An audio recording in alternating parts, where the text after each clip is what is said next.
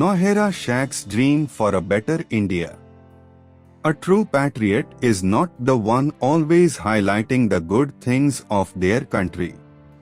Instead, they criticize the shortcomings and the structures in society that needs to be changed to ensure a better version of the country. Nohera Shaik is one such patriot who truly believes in the spirit of development in some of the worn-out structures of society. This is one of the most important reasons she could not stay quiet and get her hands into action.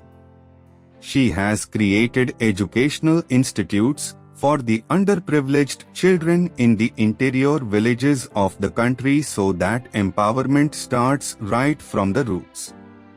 Nohera Shaik said in one of her election rallies, "In our country, there are several big politicians whose only time for a visit in their constituency is right before the election.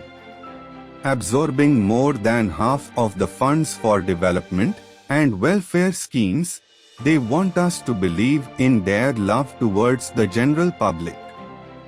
What she said is true. Nohera Shaik is the founder of Hira Group, a business firm that was doing absolute smooth in business. Then why did she choose to join politics? Power? Did not she have enough? Money?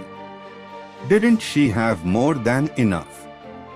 It was the urge to do something for the common people that motivated her to join politics. It was her dream to see India progress to such an extent that our country will be considered among the list of developed nations and not the ones developing. To establish this vision of hers, she was trying hard on her part. There are many instances when she had donated her entire salary for a particular cause. All she dreamt of was a better India that was free of racism, gender injustice and all sorts of distinctions. She wanted an India where underprivileged kids will receive an equally efficient education as that of a privileged city kid. She is still working on her dream.